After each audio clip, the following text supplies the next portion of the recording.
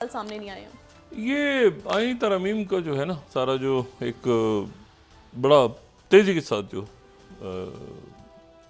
मुसव्वते आ रहे हैं और दोपहर शाम रात आगे पीछे वो जो भी था गुब्बारा उसमें से मुझे लगता है बज़ाहिर इस वक्त हवा निकल गई है। उसमें ख़ास कोई मूवमेंट नज़र नहीं आ रही, ना मुस्लिम लीग नवाज़ की तरफ से कोई ख़ास दिलचस्पी का इजहार हो रहा है उसमें, ना पाकिस्तान पीपल्स पार्टी की तरफ से हो रहा है, ना उसमें मौलाना साहब ने तो आज बिल्कुल ही उसको रद्द कर दिया।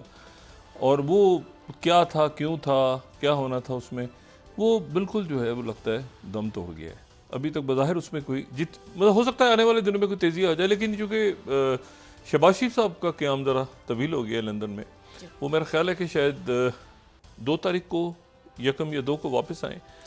तो उसके बाद ये है कि अगर तो बहुत ही कोई अर्जेंट मामला होता तो सारे लोगों को यहाँ पर कहा जाता कि अब रुकें, सेनेटर्स रुकें, MNAs रुकें, कोई जाएगा नहीं, कोई छोड़ेगा नहीं, जो पहले 15 दिन पहले हुआ था।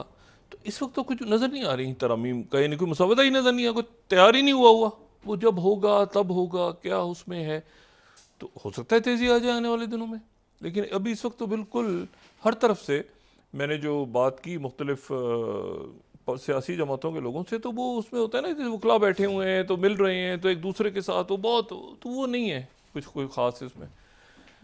एक तो बात ये हो गई। दूसरी जो बात है वो ये है कि जो अब ज़रा थोड़ा सा हमें जाना है तेज़ी के साथ इस्तेकाम की तरफ और सिक्योरिटी के मामलात की तरफ, और उसमें जो इम्पोर्टेंट बात है वो ये है कि जो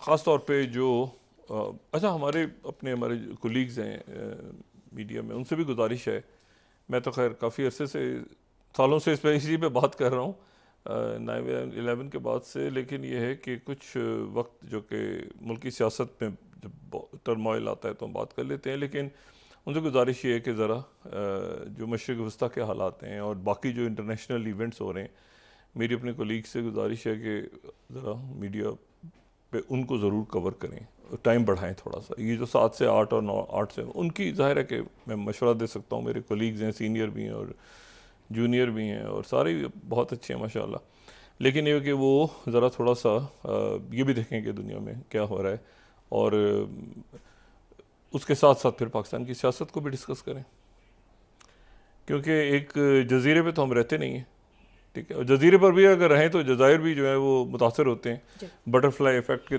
तहत।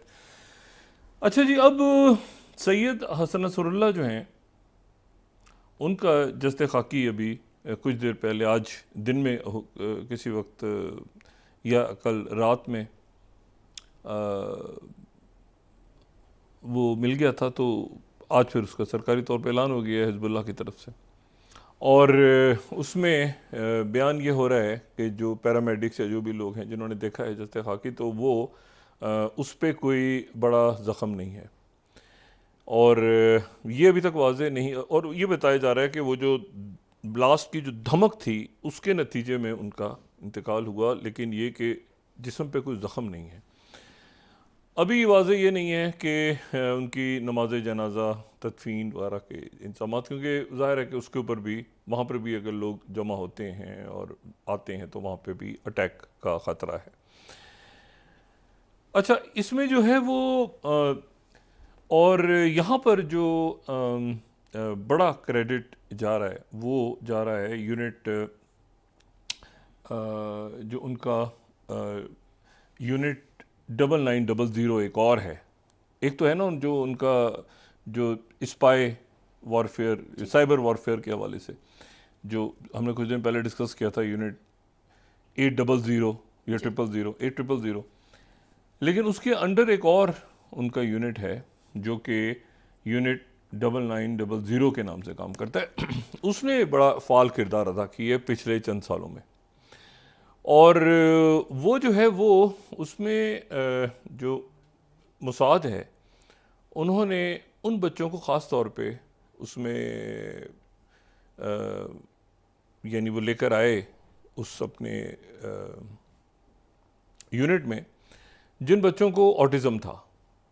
अच्छा, ऑटिज़म जो है वो मैं उसमें डिटेल में नहीं जा रहा, लेकिन ऑटिज़म जो है वो है कि जिसमें बच्चे जो हैं वो बहुत ज़्यादा अपने एक ही काम को बार बार करते हैं, वो जो है वो इधर उधर सोशल एक्टिविटीज़ में इन्वॉल्व नहीं होते, बहुत ज़्यादा बात नहीं करते, सोशलाइज नहीं करते, अपना काम से काम कर रहे होते हैं। ये डिसलेक्सिया से मुख्तलिफ है। बहुत सारे लोग डिसलेक्सिया को मिला देते हैं ऑटिज़म के साथ। ऑटिज़म से मुतासर बच्चों को उन्होंने इसमें शामिल किया, और वो चूँकि एक ही काम को बच्चे बार बार रिपीट करते रहते हैं, वो उनका ध्यान इधर उधर नहीं होता, वो सोशलाइज नहीं करते, तो फिर वो जो मशीन लर्निंग की तरफ और एल्गोरिदम्स की तरफ जा जाके वो एक एक चीज़ को दुरुस्त करते रहे। और ये मैंने बताया ना कि इसको डिसलेक्सिया से मिक्स ना करें। वो जो इंडिया की मूवी आई थी ना आमिर खान की, बड़ी ज़बरदस्त, तारे ज़मीं पे, उसमें जो बच्चा है उसको डिसलेक्सिया है, उसको ऑटिज़म नहीं है। बहुत सारी जो सिम्टम्स हैं वो एक जैसे होते हैं। बहुत ही वो एक ज़बरदस्त उसमें मैसेज था उसमें, लेकिन ये कि वो डिसलेक्सिया था, वो बच्चे को ऑटिज़म नहीं था। पहले ये ख्याल था कि सिम्टम्स कॉमन हो सकते हैं, लेकिन मैं उसमें डिटेल में जा रहा, लेकिन वो ऑटिज़म एक अलग है सिलसिला। अब देखो वो बच्चा भी बड़ी ज़बरदस्त किस्म की जो है वो तस्वीरें वसीरें बना रहा है, उसका भी ध्यान कहीं इधर उधर नहीं होता था, सोशलाइज नहीं करता था वो ऐसा, लेकिन वो डिसलेक्सिया था। एनीवे, तो इन बच्चों ने फिर बड़ा ज़बरदस्त काम किया उस यूनिट के अंदर, और वो डिसलेक्सिक, वो चूँकि ऑटिज़म था उनको, तो वो लगे रहते थे मशीन लर्निंग पे, और डाटा जो है वो सारा आ रहा होता था। ख़ास तौर पे ये जो सीरिया के साथ जंग हुई है उसमें बहुत सारा डाटा मिला, हिजबुल्लाह उसमें इन्वॉल्व हुई, ओपन हुए, जनाजों में शिरकत, उनकी तस्वीरें आ रही हैं, कहीं बैनर लग रहे हैं तो तस्वीरें आ रही हैं, कहीं नारे लग रहे हैं तो तस्वीरें, वॉइस आ रही है, तो वो सारा डाटा जो है वो इकट्ठा होता गया, और फिर उसके बाद वो उनके जो है वो उसमें आर्टिफिशियल इंटेलिजेंस की तरफ फिर वो चला गया सारा मामला, क्योंकि डाटा जो है वो ज़ाहिर है उसमें जनाजे में कितने लोग हैं, कहाँ से हैं, कैसे हैं। और तो ये पिछले 10, 15, 20 सालों में 2006 के बाद से मशीन लर्निंग तो थी उस वक्त, लेकिन ज़ाहिर है कि फिर उसके बाद वो डीप लर्निंग और उस तरफ जाता गया मामला। तो ज़ाहिर है कि इसराइल जो है टेक्नोलॉजी के वाले से काफ़ी आगे, ख़ासतौर पे जो डीप लर्निंग, मशीन लर्निंग से डीप लर्निंग का अशरा शुरू हुआ।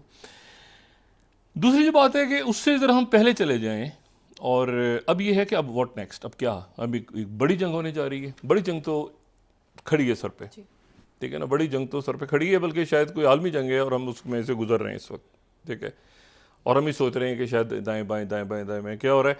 और शायद आज से 100 साल पहले या 200 साल पहले जब बड़ी जंगें होती हों, तो उस वक्त भी उस इलाके के लोग यही सोचते हों कि यार हमारे यहाँ पे पार्लिमान में कौन होगा, तो हमारा हुक्मरान कौन होगा, और वो बेखबर हों कि एक बड़ी जंग हो रही है दुनिया में, और वो भी 7 से 8 या 8 से 9 की खबरें डिस्कस करते हों।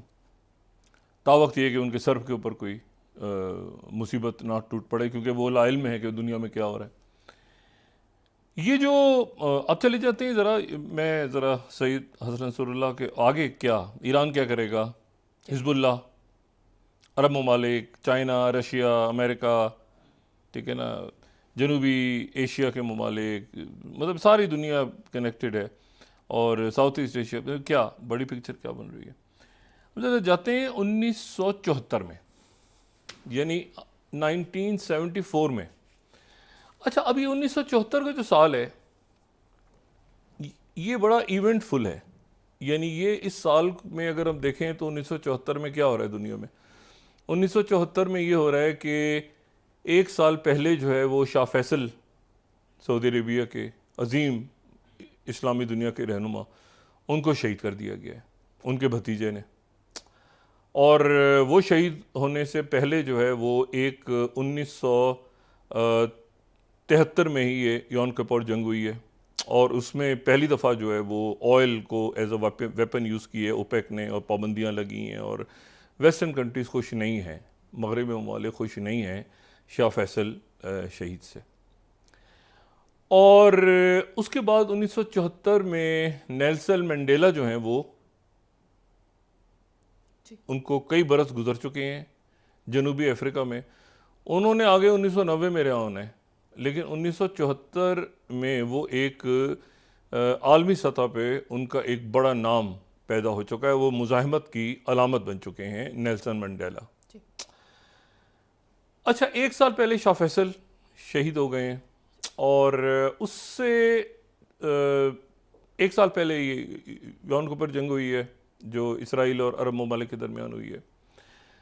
और उससे 3-4 साल पहले यानी 1970 में जो है वो जो फ़लस्तीनी थे यानी फ़लस्तीन पीएलओ की जो क़यादत जॉर्डन में थी, पीएलओ की क़यादत जॉर्डन में थी, तो जॉर्डन में वो पीएलओ की क़यादत यानी यासिर अरफात और फ़लस्तीनी उनके साथ पीएलओ के बहुत बड़ी तादाद, हज़ारों की तादाद में, उनके इख्तलाफात पैदा होते हैं शाह हुसैन से।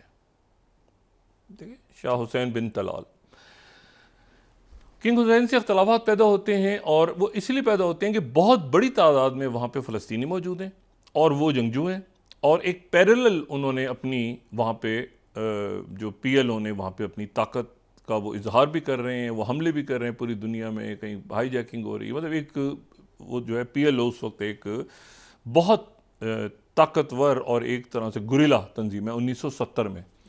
अब वो चूँकि जॉर्डन में है तो जॉर्डन की अपनी एक खुद मुख्तारी है, शाह हुसैन की अपनी एक खुद मुख्तारी है, तो वहाँ पर शाह हुसैन और यासिर अरफात के ताल्लुकात ख़राब होते हैं कि भाई ये जॉर्डन है या यहाँ पर हमारी फ़ौज है या जो है ये यहाँ पे पीएलओ के लोग हथियार लेके घूम रहे हैं। उसके नतीजे में कशीदगी पैदा होती है, कशीदगी पैदा होती है, जंग हो जाती है। जंग हो जाती है किसकी? फ़लस्तीनियों की। 1970 फ़लस्तीनियों की जंग हो जाती है किसके साथ? जॉर्डन के आर्मी के साथ। और वहाँ पे फिर वो बदकिस्मत वाक़या पेश आता है जिसको ब्लैक सितंबर कहते हैं। और ब्लैक सितंबर के बाद ये होता है कि इतनी तलखी बढ़ जाती है कि उसमें जमाल अब्दुल नासिर जो हैं, जमाल अब्दुल नासिर बहुत बददिल हैं, क्योंकि 67 की वॉर में जो कुछ हुआ है तो वो ज़ाहिर है कि जमाल अब्दुल नासिर उसके बाद एक बददिल हैं, तो वो कोशिश करते हैं कि किसी तरह से फ़लस्तीनियों की, यासिर अरफात की और शाह हुसैन मरहूम की दोनों शख्सियत की आपस में सुलह हो जाए, और कॉन्फ्रेंस बुलाते हैं। लेकिन कॉन्फ्रेंस जब होती है 1970 में तो अगले ही रोज़ उनकी तबीयत ख़राब होती है। कॉन्फ्रेंस के दौरान ही इत्तेफाक की तरफ पहुँच रहे होते हैं, सीज़ फायर की तरफ, लेकिन उनका दिल का दौरा पड़ने से जमाल अब्दुल नासिर का इंतकाल हो जाता है और शाह हुसैन और यासिर अरफात मरहूम की सुलह नहीं हो पाती। अब उसका नतीजा ये होता है कि यहाँ से जो जॉर्डन है वो कहता है कि पीएलओ की क़यादत यहाँ से जाए, यहाँ से उर्दन छोड़ दे, जॉर्डन छोड़ दे, क्योंकि यहाँ से जो है वो यहाँ पे जो कुछ हो रहा है वो जो काबिल कबूल नहीं है जॉर्डन के लिए। जॉर्डन उन मुल्कों में से है जिन मुल्कों की फ़ौज बड़ी मजबूत और बड़ी रॉयल जॉर्डेनियन आर्मी, और तो वो कहते हैं कि भाई आप ये यहाँ से ना करें, आपने जाना है तो कहीं और जाएं, यहाँ पर आप ना रुकें। तो जो पीएलओ की क़यादत है वो सारी जो है वो 1970, यानी अभी मैं 74 पे नहीं आया, मैं वापस 2-3 साल पीछे की बात कर रहा हूँ कि हम 74 को डिस्कस कर रहे हैं तो क्या हो रहा है उस वक्त। तो पीएलओ की क़यादत सारी शिफ्ट हो जाती है, फ़लस्तीनी शिफ्ट हो जाते हैं, यासिर अरफात समेत वो शिफ्ट हो जाते हैं सारे के सारे लेबनान। अच्छा, अब वो शिफ्ट होना यानी 1970 से वो शिफ्ट हो रहे हैं लेबनान, तो हम आ गए अब 1974 में। अब लेबनान शिफ्ट हुए तो लेबनान शिफ्ट होने के बाद फिर पीएलओ जो है वो वहाँ से लेबनान से ऑपरेट करती है, और लेबनान से ही फिर 1972 का म्यूनिख ओलंपिक्स, ठीक है, और उसके बाद जो है वो और बहुत सारे, लेकिन उनका जो कमांड सेंटर है वो बनता है लेबनान में पीएलओ का, यासिर अरफात का। अच्छा, अब वहाँ पर जो है वो ये सूरत हाल बनती है कि जी फ्रांस वहाँ पे ज़ाहिर है फ्रांस की कॉलोनी रहा लेबनान, तो वहाँ पे कुछ 40 से 50% तक मैरोनाइट क्रिश्चियंस हैं, मैरोनाइट क्रिश्चियंस। और कोई उस वक्त 74 में, मैं आज की बात नहीं कर रहा, 1974 की पॉपुलेशन आपको बता रहा हूँ, तो कोई 40-50% जो है, निस्फ आबादी तकरीबन मैरोनाइट क्रिश्चियंस हैं, और बाकी जो हैं 20-25% सुन्नी हैं, 20-25% अहले तशी हैं। इस तरह करके उनकी जो बन रही है। और कुछ जो हैं वो दुरूज़ भी हैं। जो दुरूज़ हैं वो मतलब उनको मुसलमानों का ही एक फ़िरका कहा जाता है, लेकिन काफ़ी शख्सियत ऐसे लोग ऐसे हैं जो दुरूज़ को एक अलग से तस्वुर करते हैं। मैं उस डिटेल में नहीं जाना चाह रहा, लेकिन दुरूज़ भी हैं वहाँ पे। अब ये होता है वहाँ पर कि जो फ़लस्तीनी वहाँ पे आ जाते हैं तो फ़लस्तीनी सुन्नी है, जो मैंने पहले भी बहुत दफ़ा बात की कि मैं कभी मुझे अहले तशी फ़लस्तीनी नहीं मिले होंगे, ज़रूर होते होंगे, लेकिन अजब है इत्तेफाक है मेरी कम मुलाकात हुई तो वो सुन्नी है ज़्यादा मेजॉर, और उनको अरब ममालिक की हमायत हासिल है। जो PLO है उनको अरब ममालिक की हमायत हासिल है, सब अरब ममालिक की, ठीक है। उस वक्त क्या सऊदी अरेबिया, तो क्या उस वक्त जो है वो खलीजी रियासतें तो बन रही हैं ना अभी। ये 70 और 74 के दरमियान कई खलीजी रियासतों का जन्म हो रहा है जी। और बल्कि एक ऐसा मरहला भी आ रहा है, और उससे पहले बातचीत पहले शुरू हो गई है लेट 60s में, लेकिन वो ऐसा भी आ रहा है कि क्या UAE में 8 रियासतें होंगी या 7 रियासतें होंगी, और ये भी मुमकिन था कि कतर UAE का हिस्सा होता, ये मैं बात पहले भी कर चुका हूँ। तो वो मतलब वो खलीजी रियासतें भी बन रही हैं, आज़ादी हासिल कर रही हैं। तो ये अब तमाम जो फ़लस्तीनी हैं ये सुन्नी हैं और ये वहाँ पहुँचते हैं, और वहाँ पहुँचने के बाद जो है वो वहाँ पर ज़ाहिर है कि मुख्तलिफ इससे पहले भी मुख्तलिफ सुन्नी तंजीमें हैं, मौजूद हैं, लेकिन PLO के जाने के बाद एक मज़बूत जगह बनती है, वो एक यानी होती है ना गुरिल्ला, यानी उधर कास्त्रो है, तो एक जनाब उधर कोई मतलब हुचिमोन है। अच्छा, अब 1974 कौन सा साल है? ये वो साल है जब दुनिया में क्या हो रहा है, मतलब दुनिया में ये हो रहा है कि जी वियतनाम में शिकस्त हो रही है, और कंबोडिया में, लाओस में घुस रहा है अमेरिका, या जो जनूबी वियतनाम के लोग हैं, और 74 में ये फॉल ऑफ साइगोन भी हो रहा है। साथ ही जो है ये निक्सन रिज़ाइन कर रहे हैं, वाटरगेट स्कैंडल आ रहा है। अच्छा, दुनिया भर से यानी आप ये देखें कि जो आयरिश रिपब्लिकन आर्मी है उसका भरपूर क्लैश हो रहा है। 74, 73, 72 ये मतलब मुख्तलिफ पब्स पे अटैक हो रहे हैं। उधर से वो जवाबी जो ब्रिटिश सिक्योरिटी फोर्सेस हैं वो IRA से लड़े। तो 74 एक बड़ा मतलब टर्मोइल है। जापान की रेड आर्मी से लेके और वो जो है वो जनाब क्यूबा के लोग और इधर उधर सारे गुरीले जो दुनिया भर के कम्युनिस्ट मार्के वो रुख कर रहे हैं लेबनान का, कि लेबनान जाओ भाई, लेबनान जाओ, उधर ये PLO और एक अलामत बनी हुई है। अब इस पूरी सूरत हाल में 1974 में ये अच्छा वहाँ पर बड़ी स्ट्रॉन्ग प्रेजेंस है जो मैरोनाइट्स की, बहुत स्ट्रॉन्ग, और वो उनके पास आर्म्स भी हैं, मुसल्ला हैं उनके, मतलब बहुत सबसे ज़्यादा पावरफुल वहाँ पे मैरोनाइट क्रिश्चियंस हैं। और उसके बाद वहाँ PLO के जाने से सुन्नी बहुत मजबूत होते हैं वहाँ पे, और उसके बाद जो है वो अहले तशी की कोई नुमाइंदगी नहीं है। अब 1974 है और अहले तशी की कोई एज सच नुमाइंदगी नहीं है, एज सच कोई पॉलिटिकल पार्टी नहीं है। तो वहाँ पर मूसा सदर जो 15 साल से तकरीबन आ चुके थे लेबनान, इनका ख़ानदान लेबनान से था, ये कुम में रहे, कुम से ये फिर तालीम हासिल करके ये लेबनान आ चुके थे, लेकिन ज़्यादातर दरस व तदरीस में और ये हॉस्पिटल्स और स्कूल्स और रफ़ाई कामों वगैरह में तो एज सच इन्होंने कोई अपनी कोई सियासी पॉलिटिकल कोई इनकी ख़ास एक्टिविटी नहीं थी। लेकिन उसके बाद जो है वो इनके जहन में ये चीज़ आई कि भाई यहाँ पर तो अब अहले तशी जो हैं उनकी तो वो रिप्रेजेंटेशन नहीं है। एक स्पीकर का अहदा दिया हुआ है जो मुआहदा है, जो अभी भी है उनके, लेकिन वो कोई ख़ास जो पावर है और उसमें जो है वो उनका कोई हिस्सा नहीं है। और इसमें जो है ये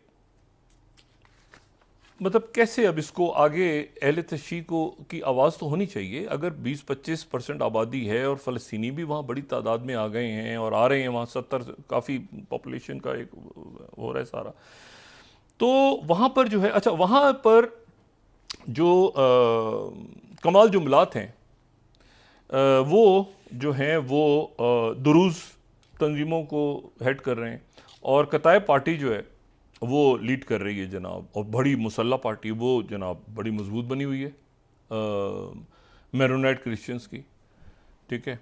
और जब ये PLO चली गई तो सुन्नी है सारे। तो अब जनाब ये वहाँ पर ये हुआ कि कैसे किया जाए, और कमाल जुमलात मैंने आपसे कहा ना, वली जुमलात के जो भाई बड़े और वो जिनका बाद में कत्ल हो गया था, तो दुरूज़ वो, तो वहाँ पर फिर मूसा सदर जो हैं वही कहते हैं कि भाई ऐसा है कि अब ज़रा थोड़ा सा हमें यहाँ पर अच्छा दुरूद जो है ना, ये मैं आपको ये बताऊं कि ये जो है ना, ये इनको ये फातमी जब खिलाफत थी ना, तो फातमी खिलाफत के दौर में ये आए थे।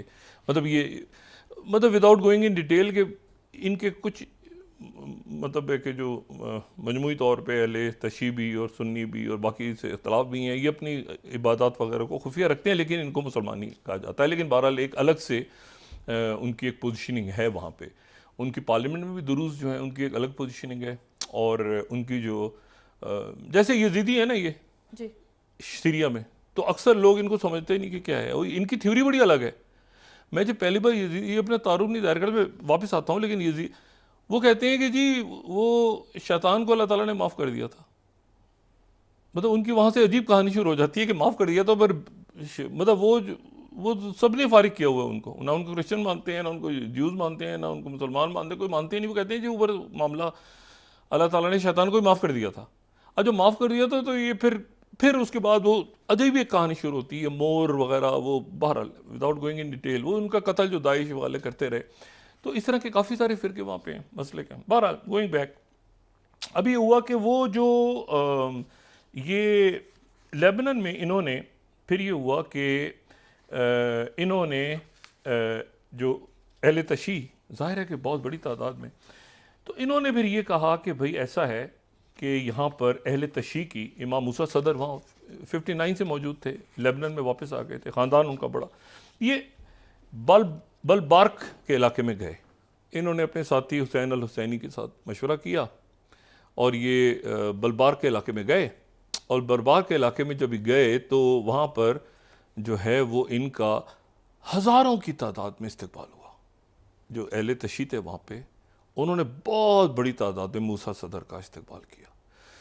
और मूसा सदर जो हैं उन्होंने कहा कि ये अहले तशी जो हैं ये कब तक यहाँ पर जो कुछ हो रहा है लिबनान की सियासत में, कब तक उसको बर्दाश्त करते रहेंगे, कब तक ये सिलसिला चलेगा सारा। और उन्होंने लेकिन उन्होंने ना फ़लस्तीनियों के बारे में कोई बात की, ना सुन्नियों के बारे में, ना, बल्कि हुआ ये कि अच्छा वहाँ से जो है वो बुनियाद पड़ी हरकतुल महरूमीन, गालिबन पहले के नाम से उन्होंने तंजीम की बुनियाद रखी। और वो ये था कि उसमें फिर क्रिश्चियंस भी आए, उसमें फिर सुन्नी भी आ गए, उसमें क्रिश्चियंस में तो बहुत पॉपुलर हुई ना ये जो इनकी तंजीम थी। लेकिन फिर ये हुआ कि अगले साल यानी 74 का ये साल बड़ा इंपॉर्टेंट है। 4 साल पहले सोवियत यूनियन अफगानिस्तान में आ गया है, 1972 हो चुका है, 73 में आइन लिखा गया है। मतलब 74 का साल जो है वो पाकिस्तान के अंदर मतलब इस्लामी समिट हो रही है लाहौर में। तो ये वो दिन है क्योंकि यासिर अरफात आ रहे हैं उसमें शरीक होने के लिए। अच्छा अब ये हुआ कि तो इन्होंने फिर अमल मूवमेंट कायम की। ये पहली जो है अहले तशी की मूवमेंट थी। लेकिन ये जो है, और इसमें फिर 15 साल एक स्कूल का तालिब इल्म जब इन्होंने कायम की वहाँ पे, तो 15 साल एक स्कूल का तालिब इल्म आके मूसा सदर के इन इज्तिमात में शरीक होने लगा और उसका नाम था सैयद हसन नसरुल्लाह। वो 15 साल का एक छोटा सा बच्चा था और वो जो है वो बड़ा मुतासिर हुआ मूसा सदर से। अब जनाब यहाँ पे जो है वो जंग हो गई, ठीक है, जंग छिड़ गई, खाना जंगी हो गई। तो एक तरफ मैरोनाइट्स और एक तरफ फ़लस्तीनी, और दुरूज़ जो हैं वो फ़लस्तीनियों के साथ मिले, दुरूज़ फ़लस्तीनियों के साथ मिल गए। और अमल मूवमेंट भी ज़ाहिर है कि इधर ही एक ही तरफ थे। लेकिन ये हुआ कि साथ ही फिर 75 के अंदर खाना जंगी शुरू, 79 में इनकलाब ईरान आ गया। जब इनकलाब ईरान आया तो वहाँ से अमल मूवमेंट और हिजबुल्लाह में ये हिजबुल्लाह अलग हुई। अच्छा इसी दौरान मूसा सदर जो हैं वो कहीं गए तो उसके बाद फिर वो अगवाई हो गए, फिर उनको पता ही नहीं चला। और वो जो हैं वो उसके बाद वो कहने लगे दाफ़ी की दावत पे, वो कहा जाता है कि उनको बुलाया गया था, उसके बाद कहीं शहीद हो गए, वो गायब, उनका कुछ पता नहीं चला। मूसा सदर बड़ी ज़बरदस्त फैमिली मूसा सदर की, कल भी मैंने बात की थी, जिनके ख़ानदान से मुक्तदा सदर हैं अब एक जो इराक़ में मौजूद हैं, और उनके भाई को भी शहीद किया गया। उनके मतलब बहुत एक उनकी एक बड़ी रिस्पेक्ट है। वो लेबनान से लेकिन कुम में वो रहे। तो अब उनका जो है अभी 79 में जब ये आ गया, इनकलाब आ गया, तो जो मूसा सदर थे उनका टिल्ट नहीं था इनकलाब की तरफ, इनकलाब ईरान की तरफ उनका टिल्ट नहीं था। आई रिपीट, उनका जो टिल्ट था वो ज़्यादा था उस वक्त सीरिया की तरफ, क्योंकि उन्होंने अलावाइट्स की फेवर में फतवा दिया था कि ये जो अलावाइट्स हैं, जो हाफिजुल असद की फैमिली है, ये इससे पहले अहले तशीन को नहीं मानते थे ना, मतलब कहते थे कि ये एक अलग हैं, जैसे दुरूज हैं, जैसे बाकी हैं, इसी तरह अलावाइट्स हैं। तो मूसा सदर ने कहा था, फतवा दिया था कि ये भी जो हैं ये अहले तशीन, तो वो सीरिया की तरफ थे। लेकिन जो स्प्लिट हुआ दरमियान में वो इस तरह से हुआ कि हिजबुल्लाह जब कायम हुई तो हिजबुल्लाह इनकलाब ईरान से मुतासिर थी, आयतुल्लाह खुमैनी, और उसका नतीजा ये हुआ कि स्प्लिट शुरू हुआ और 79 का इनकलाब है और 82 में जाके हिजबुल्लाह की अनाउंसमेंट होती है। और फिर उसके बाद जो है वो अमल और हिजबुल्लाह का स्प्लिट हुआ आपस में, जाहिर है कि इख्तलाफात वगैरह हुए, लेकिन फिर दोनों इकट्ठे हो गए, दोनों एक साथ हो गए। नबी बैरी जो हैं वो जो स्पीकर हैं वो हिजबुल्लाह से नहीं है, वो अमल से हैं, हरकतुल अमल से हैं आज तक, नबी बैरी जो स्पीकर हैं। अच्छा, उसके बाद ये हुआ कि वो हिजबुल्लाह फिर उसके बाद यानी अब 80 की दिहाई में हिजबुल्लाह आती है और 10 साल हिजबुल्लाह के क़याम के पहले 10 सालों के बाद यानी 1982 से 1992 तक, उसके 1992 से 2024 तक क़यादत जो है वो सैयद हसन नसरुल्लाह के पास रहती है। 1992 से बनती है 82 में, ठीक है, अब्बास मूसवी के बाद और वो जो भी उनके पहले रहनुमा थे जिनको हिट किया जाता है, और ये उसके बाद ये जो है ये सैयद हसन नसरुल्लाह इसकी क़यादत संभाल लेते हैं 1992 से लेके। वहाँ पर PLO जो फ़लस्तीनी हैं वहाँ पर उनके दरमियान इख्तिलाफ पैदा होता है, फ़तह मूवमेंट और हमास जन्म लेती है। लेकिन ये ध्यान में रखें कि वो हमास फ़तह जो है वो अलग है, ये अलग हैं, और जो इनकी लड़ाई हो रही है मेरोनाइट क्रिश्चियन से, मेरोनाइट क्रिश्चियंस के जो एक लीडर हैं वो आगे कमांडर, वो कमांडर आगे वो जनाब इतने झगड़े में उन्होंने कहा कोई एग्रीमेंट नहीं होगा, कुछ नहीं होगा, मैं ताइफ एग्रीमेंट को भी नहीं मानता किसी सूरत। वो चले गए जनाब, मुल्क छोड़ के फरार हो गए। उसके बाद 2006 में उनका जो मामला तय हुआ हिजबुल्लाह से वापस आए। जो मैं कहता हूँ ना, इतनी खूबसूरत ये वहाँ पे एक शिया सुन्नी दुरूज, ये सारे सेक्ट्स और कौमियतें अगर खूबसूरत तरीन मैंने कहीं देखी तो वो यहाँ पे देखी। और वो कौन थे? वो माइकल ऑन, जो लेबनान के भी 90 साल के जो सदर हैं, ये वो थे जो मेरोनाइट क्रिश्चियन लड़ रहे थे PLO से और अमल से और हिजबुल्लाह से, और जो छोड़ के चले गए थे लेबनान जब ये जो है ये यानी जीतने लगे ये लोग, ये साइड जीतने लगी।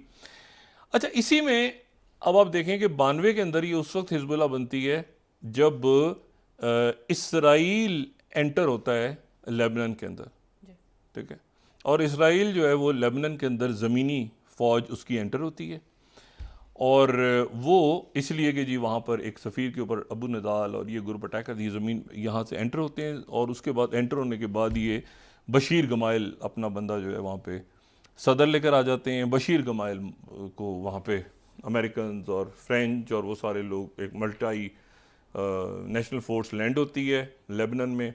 बशीर गमाइल को अपनी जगह रखते हैं, रख के छोड़ के जाते हैं। 2 दिन के बाद बशीर गमाइल को मार दिया जाता है। ये फ़ौजें फिर वापस आ जाती हैं। उसके बाद उन बैरक्स पे अटैक होता है, उसमें कोई 240 बंदे अमेरिका के, फिर फ्रेंच पे अटैक होता है, फिर उधर भी बहुत सारे लोग। तो फिर आखिर में ये खुदा करके 90 तक उधर कोल्ड वॉर ख़त्म हो रही है, यहाँ पर लेबनान की खाना जंगी ख़त्म हो रही है।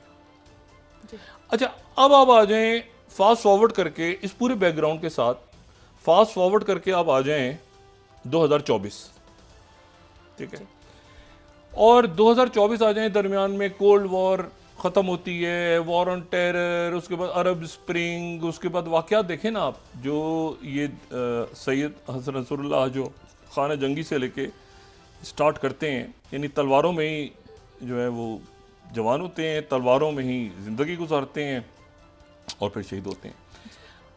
अब वक्फा नहीं तो मैं उसके बाद बढ़ता हूँ कि अब वो क्या करेंगे, ईरान क्या करेगा, पॉसिबिलिटीज़ क्या हैं, क्या अमेरिका सकिन हो गया इसमें?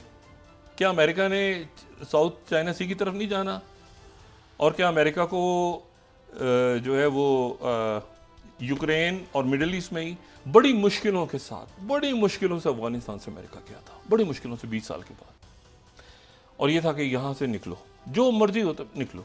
और ये पहुँचते ही बाइडेन ने कहा था कि हम चाहते हैं कि जो ईरान के साथ न्यूक्लियर दोबारा स्टार्ट हो जाए, और ये हो जाए और वो हो जाए, और अफगानिस्तान से निकलो जैसे तैसे करके, मिडिल ईस्ट से भी विड्रॉ करो, असल हमारा फड्डा उधर पड़ा है। तो क्या रशिया और अब ये इधर इंगेज हो गए, इधर से जाते हैं, ट्रूप्स निकाली थी ना बहुत बड़ी तादाद में, तो क्या होगा, इधर इंगेज हो गए, क्योंकि ये देखिए ना बड़ी सूरत है। और क्या इसराइल एंटर होगा, क्योंकि 60,000 लोग इसराइल के शुमाली इसराइल से निकल के वस्ती इसराइल में आ चुके हैं, उनको इसराइल वापस कैसे सेटल करेगा नॉर्थ में? उनकी गारंटी कैसे होगी कि इनके ऊपर दोबारा कोई अटैक्स नहीं होंगे? अब वक्फा लें, उसके बाद बात करते हैं जी। नाज़रीन वापस आते हैं एक छोटे से ब्रेक के बाद।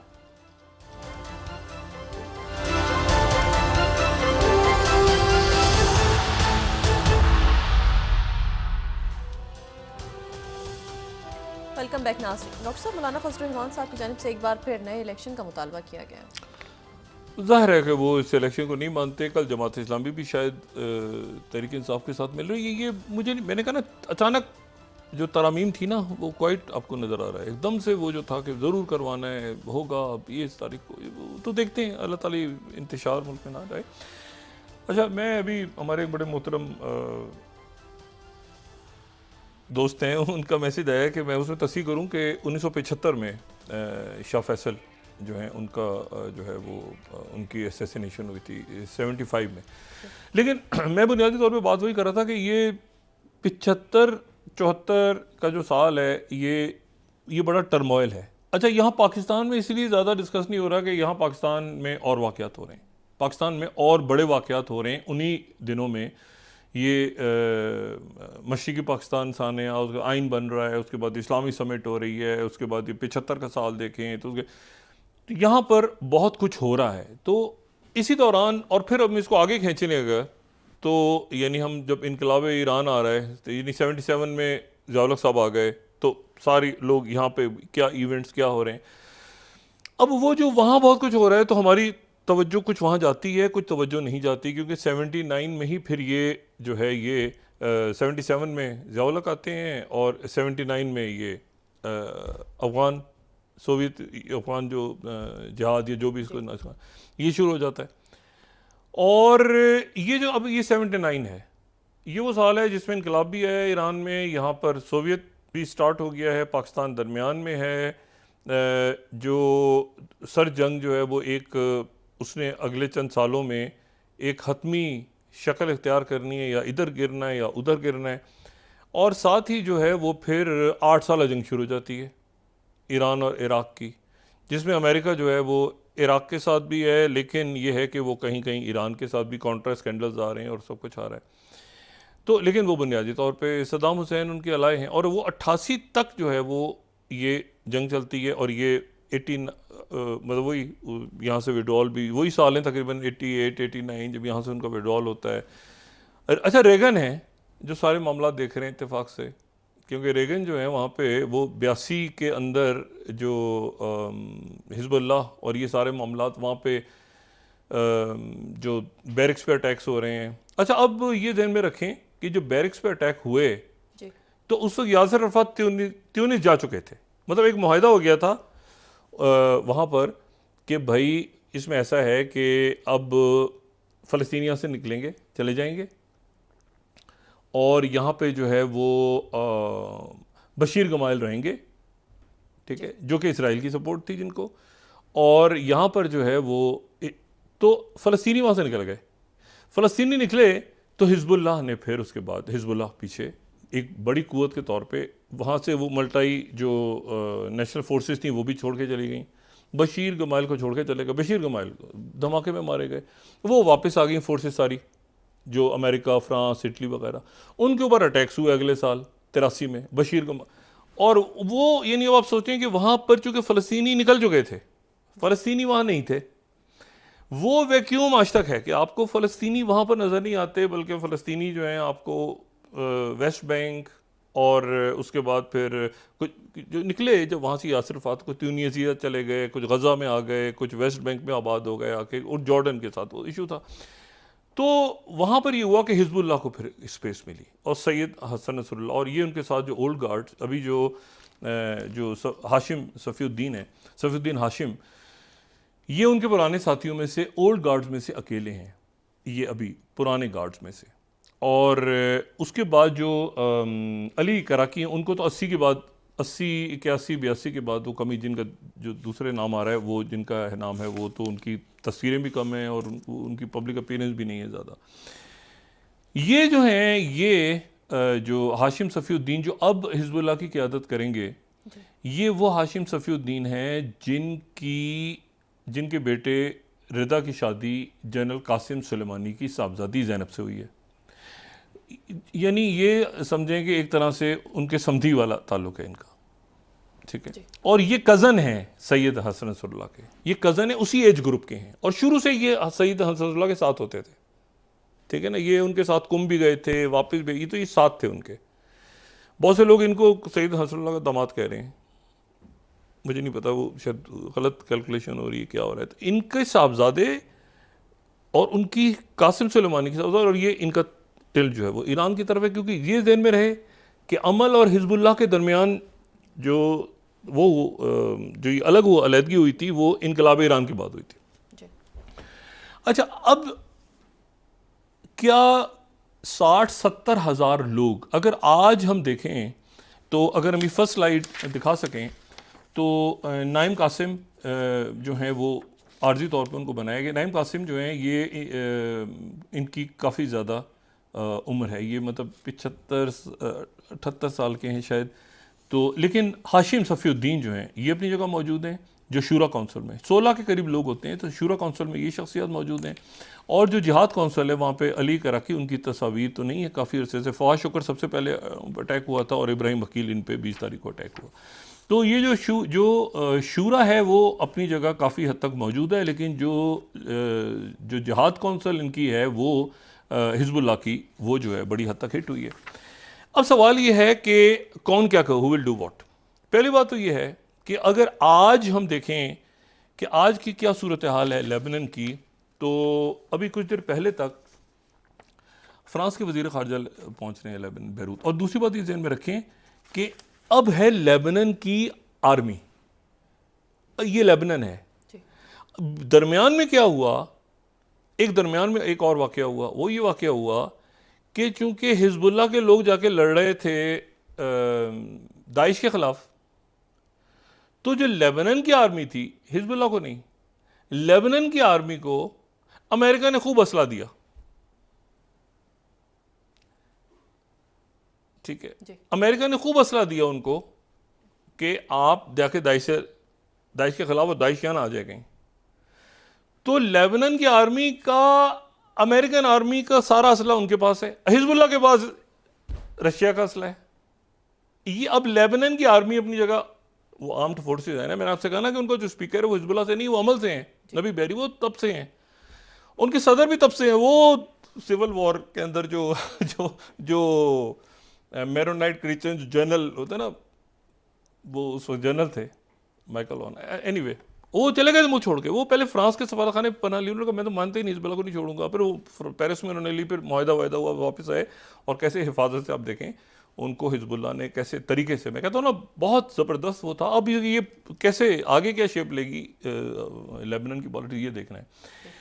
अच्छा, अब आज का अगर नक्शा ये देखें कि ये हसन नसरुल्लाह के जाने के बाद ये क्या हुआ, आज क्या हुआ, अभी कुछ देर पहले तक, तो हमें पूरे लेबनान के ऊपर स्ट्राइक्स नज़र आ रही हैं जो जनूब में नहीं है बल्कि शुमाल तक हैं।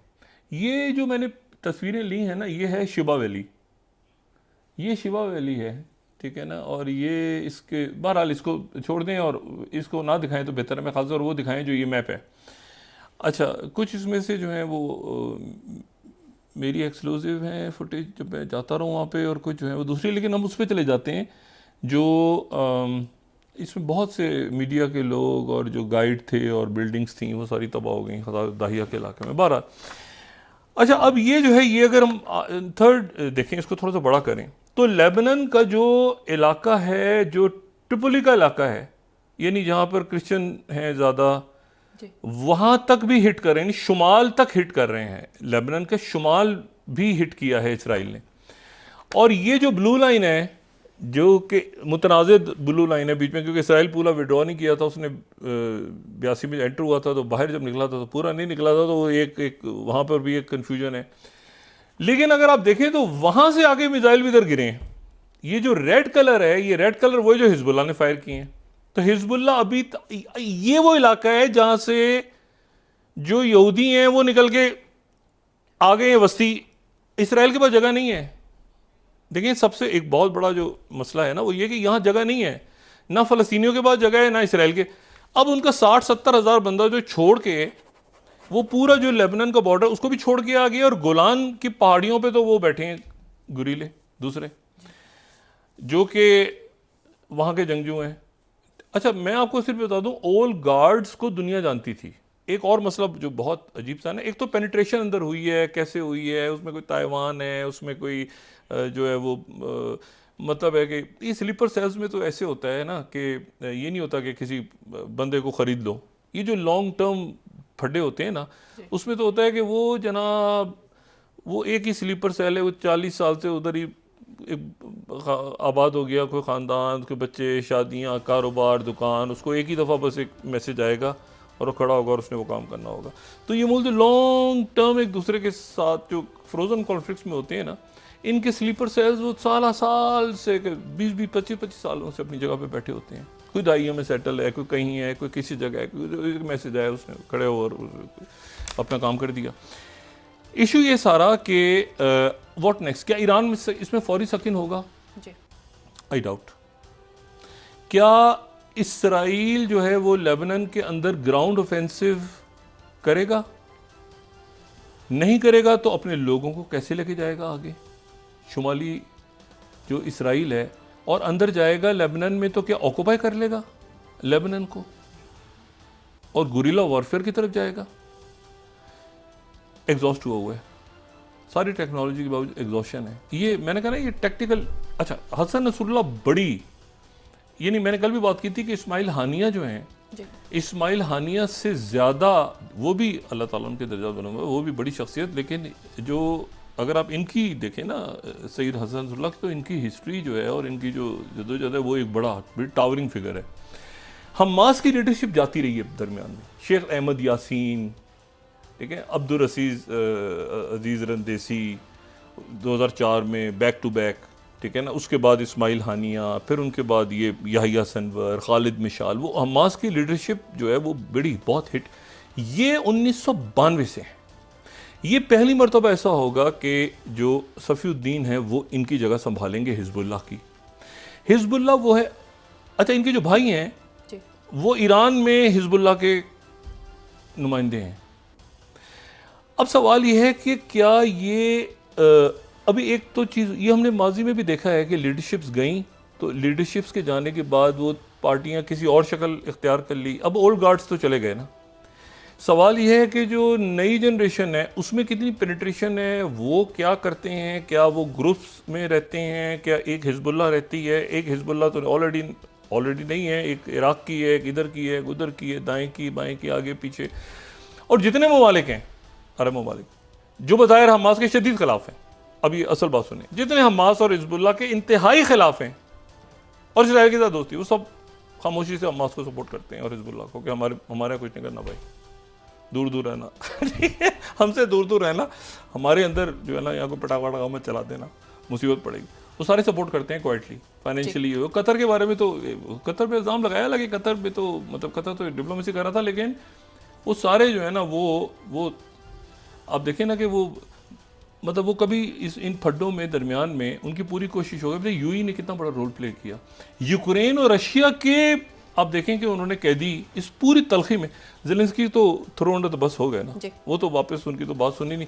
ट्रम्प ने उनसे कहा कि बेटा एक तो तस्वीर उतरवाओ साथ खड़े होकर। ट्रम्प से गए ना ट्रम्प टावर मिले, उन्होंने साथ खड़ा करके तस्वीर उतरवाई। उन्होंने कहा कि उन्होंने विक्ट्री प्लान, उन्होंने कहा विक्ट्री प्लान है। उन्होंने कहा क्या, किसके खिलाफ? उन्होंने कहा जी पुतिन के खिलाफ। उन्होंने कहा अच्छा पुतिन के खिलाफ विक्ट्री प्लान, अच्छा, तस्वीर उतरवा के और भेज दिया वहाँ से। तो अब मसला ये है कि वो तो तो क्या बनेगा ज़ेलेंस्की का? अब तो सबकी नज़रें 5 नवंबर की तरफ में। और यहाँ पे क्या होगा जी ये, अब व्हाट नेक्स्ट? क्या ईरान सकिन होगा फौरी तौर पे? नेतन्याहू की कोशिश होगी कि ईरान सकिन हो जाए, मैं ईरान कूदे बीच में तो मुझे मौका मिले कि मैं अटैक करूं और एक जंग बड़ी छिड़ जाए खित्ते में सारी। लेकिन असल इशू ये है कि उधर क्या हिजबुल्लाह, असल है कि वो 60-70 हज़ार जो इसराइल के लोग इधर आ गए हैं, वो उनको वापस कैसे भेजा जाएगा? जी और ये तो अजीब तरफ दुनिया सारी चली गई है। इसमें अब किडनैपिंग और हाईजैकिंग और ये और वो, अगर ये मामला सारे शुरू हो गए, क्योंकि यहाँ पर भी रवायती जंग तो नहीं हुई ना, यहाँ पर भी जो भी कुछ हुआ है तो साइबर और इसका सारा खेल है। तो ये रखें कि ये जहन में रखें कि जो आलमी कुव्वतें हैं इस वक्त वो अगर इसराइल के साथ हैं तो वो इसराइल जिन कुव्वतों से लड़ा है उनके साथ भी पावरफुल पावर्स हैं, ठीक है ना। जी टनल्स में ऐसे ही मिनट टू मिनट इंफॉर्मेशन नहीं जा रही थी ना, तो मतलब है कि वो साइड किस तरह रिटेलिएट करेगी वो, मतलब अब ये एक ऐसा है जो एक बड़ी जंग, पीस तो नहीं है अभी। अब भूल जाए 5 साल, 1 साल तो इसको हो गया ना, अक्टूबर आ रहा है 7 अक्टूबर, तो ये हिजबुल्लाह का तो मतलब ये है कि 3 साल 4 साल 5 साल एक नया किस्सा पूरा इस खत्ते में। और क्या अमेरिका यहाँ रुकना चाहेगा? अमेरिका बड़ी मुश्किलों से अफगानिस्तान से और इराक से विड्रॉल हुआ है कि हम एक बस थोड़े तादाद में रखें अपनी प्रेजेंस और यहाँ से निकलें और उधर जाएं, उधर क्या हो रहा है वहाँ पे साउथ चाइना सी में और इधर उधर फिलिपीन और ये सारा, तो वो कुव्वतें भी चाहेंगी कि वो इधर इंगेज रहे। तो ये बड़ा एक मेरे ख्याल से एक लंबा एक बदकिस्मती के साथ एक महाज दोबारा मशरिक़ वस्ता में छिड़ गया है। मशरिक़ वस्ता की जंगें बड़ी पेचीदा हैं, बहुत पेचीदा हैं, और वहाँ ना मुआहदे जल्दी होते हैं, ना वो जंगें ख़त्म होती हैं। और अब तो वो जंगें फैल के सूडान और लीबिया और ये सारा इलाका डिस्टेबलाइज हो गया, और ज़ाहिर है कि बड़ी पावर्स सामने आ रही हैं। और देखते हैं कि अल्लाह ताला बस खैरियत रखे दुनिया में, लेकिन हालात जो हैं वो एक बद से बदतर सूरत हाल की तरफ जा रहे हैं। जी जी बहुत शुक्रिया डॉक्टर साहब। नाज़रीन के साथ ही आज का प्रोग्राम अपने अख्तिताम को पहुँचा।